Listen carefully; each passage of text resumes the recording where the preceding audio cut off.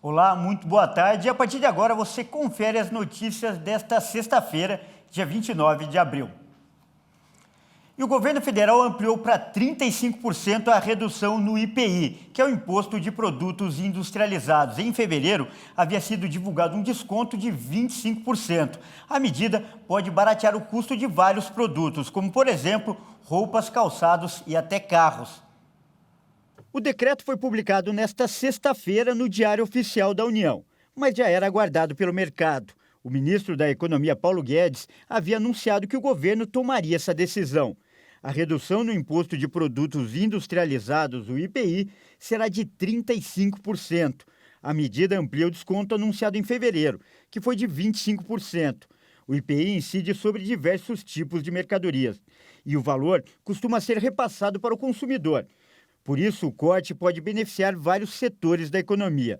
Na lista de produtos que podem sofrer queda nos preços estão calçados, tecidos, aparelhos eletrônicos, móveis, brinquedos, armas e até carros. Por outro lado, a redução no imposto vai acarretar em menos arrecadação para o país. De acordo com os cálculos da equipe econômica, a diminuição nos próximos 3 anos será a seguinte: mais de 15 bilhões de reais em 2022, mais de 27 bilhões de reais em 2023 e mais de 29 bilhões de reais em 2024. Em nota, o governo federal afirmou que a medida visa estimular a recuperação econômica do país, bastante afetada pela pandemia do coronavírus, e com isso também garantir a manutenção e a geração de empregos. Por lei, o governo federal pode alterar o IPI por decreto, sem a necessidade da medida ser votada no Congresso. O novo corte passa a valer a partir de 1º de maio. E agora a gente fala de educação. O Enem 2022 publicou o edital com as datas de inscrição e de aplicação do exame. As provas devem ser aplicadas nos dias 13 e 20 de novembro. As versões impressa e digital das provas do Exame Nacional do Ensino Médio vão ser aplicadas em 13 e 20 de novembro. Os candidatos devem se inscrever para o Enem 2022 a partir do dia 10 de maio na página do participante. As inscrições ficam abertas até o dia 21 de maio. Para participar é necessário pagar uma taxa de R$ 85,00 até o dia 27 de maio. Mesmo os estudantes que obtiveram o direito à isenção desse valor, como os alunos da rede pública, também devem se inscrever. Caso contrário, não vão poder prestar o Enem. Pela primeira vez, o Instituto Nacional de Estudos e Pesquisas Educacionais Anísio Teixeira, o INEP, vai aceitar documentos digitais de identificação nos locais de prova, como e-título, Carteira Nacional de Habilitação Digital e RG Digital, desde que seja apresentado o aplicativo oficial ao fiscal. No ato da inscrição, o candidato deve optar se deseja que as 5 questões de língua estrangeira sejam em inglês ou em espanhol. Além disso, precisa sinalizar se quer fazer o Enem impresso ou digital. Ambas as formas são aplicadas nos locais de prova.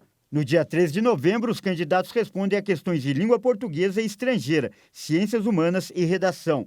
Já no dia 20 de novembro, a prova traz questões de matemática e ciências da natureza. E apesar do cenário favorável, a Fundação Oswaldo Cruz alerta que a pandemia ainda não acabou. O boletim da Fiocruz ressalta que existe desigualdade na vacinação no país.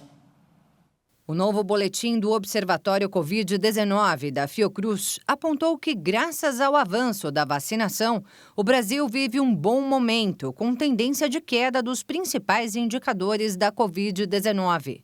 Apesar disso, os pesquisadores alertam que a desigualdade da imunização entre estados e municípios segue alta. Enquanto o estado de São Paulo conta com quase 90% da população vacinada com a primeira dose e 85% com a segunda, há estados como Amapá e Roraima com menos de 65% para a primeira e 50% para a segunda. Os pesquisadores ressaltam que o uso de máscaras em locais fechados e passaporte vacinal em prédios públicos devem continuar nas regiões com menor cobertura vacinal. O boletim também reforçou que a transição para as próximas fases da pandemia deve ser acompanhada de planejamento de curto, médio e longo prazos. A Fiocruz destacou ainda que é necessário ampliar a segunda dose e investir em grupos etários que tenham menor adesão à aplicação da vacina. Também é fundamental reforçar a importância e a necessidade da terceira dose, que tem diferença de quase 40% entre alguns estados. As campanhas de sensibilização da população devem ajudar a alcançar esses objetivos. E agora a gente fala da guerra na Ucrânia. O Ministério de Defesa da Rússia assumiu a autoria do ataque, que deixou pelo menos um morto em Kiev, durante a visita do secretário-geral das Nações Unidas. A Rússia confirmou nesta sexta-feira o ataque a Kiev durante a visita do secretário-geral das Nações Unidas, Antônio Guterres. Pelo menos uma pessoa morreu durante o bombardeio, de acordo com o prefeito da capital ucraniana. Armas aéreas de alta precisão de longo alcance das forças aeroespaciais da Rússia destruíram os edifícios de produção de mísseis Ariton e da empresa espacial em Kiev. O ataque foi o primeiro desde meados de abril em Kiev e aconteceu durante a visita de Guterres a Bucha e outras localidades na periferia da capital. A Ucrânia acusa as tropas russas de crimes contra civis nestas localidades, o que a Rússia nega. E um estudo alerta que o aquecimento global pode levar à extinção dos ecossistemas marinhos ao redor do planeta. Até 2300, a vida nos oceanos vai enfrentar uma possível mortalidade em massa comparável às grandes extinções da Terra se a humanidade não conseguir reduzir as emissões de gases de efeito estufa. O alerta foi feito por pesquisadores das universidades de Washington e Princeton em um estudo publicado nesta quinta-feira na revista Science. A solução apontada pelos cientistas para evitar esta catástrofe é limitar o aquecimento global a 2 graus Celsius acima dos níveis pré-industriais, o que reduziria a gravidade das extinções em mais de 70%.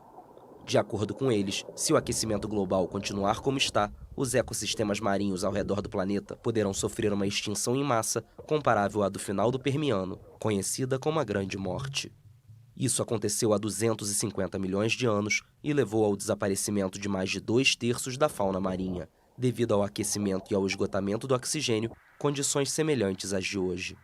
Enquanto os oceanos tropicais perderiam a maioria das espécies, muitas migrariam para latitudes mais altas para sobreviver. Por outro lado, as espécies polares desapareceriam em massa, pois seus tipos de habitat deixariam de existir completamente no planeta.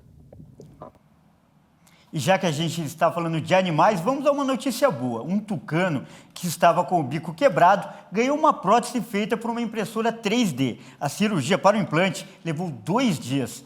Veja.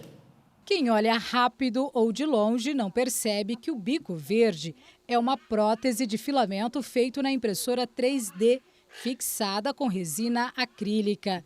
O procedimento, que hoje permite que a ave tenha autonomia, foi realizado pelo médico veterinário Lucas Casati, do Centro de Reabilitação de Animais Silvestres de Mato Grosso do Sul. Por todo esse tempo, se alimentou com a ajuda dos tratadores, com a ajuda nossa, cortando mais finos, alimentos mais leves, para que ele pudesse chegar em fase adulta. Há 8 meses, o tucano chegou ao CRAS assim, jovem com o bico danificado. A parte superior era menor e a ponta amassada, o que dificultava a alimentação do animal. Era um animal jovem, estava abaixo do peso, logicamente, porque ele não tinha habilidade, ele não conseguia se alimentar como um animal da mesma espécie, da mesma idade, teria que se alimentar. Então, por isso, ele estava num score corporal um pouco baixo dos demais. Foi preciso retirar cerca de 50% do bico com má formação, para então fazer o implante. O molde foi feito a partir de uma imagem de tomografia, para que fossem reproduzidos tamanho e peso. A preocupação do médico veterinário era em relação à anatomia e o sistema circulatório presente no bico do tucano. Embora ele seja longo, pesa cerca de 60 gramas. A cirurgia para a implantação da prótese demorou 2 dias. Em março de 2020, uma arara canindé recebeu um implante de bico de uma outra arara doadora. Em outubro do ano passado, a Seriema estreou a impressora 3D e recebeu prótese na perna. A cirurgia no tucano é considerada inédita no país. Com 2 dias, o animal já estava se alimentando sozinho. Ele deve voltar à natureza, mas não agora. Por quê? Ele ainda está em quarentena para que eu possa observar se não há fratura do bico, analisar o material, porque até hoje não existe literatura a respeito disso. Então hoje nós criamos e desenvolvemos literatura para a comunidade científica através dos nossos feitos aqui no CRAS. Pois é, a tecnologia em favor da natureza. E a gente fica por aqui. Obrigado pela sua companhia e continue ligado em nossa programação. Até mais!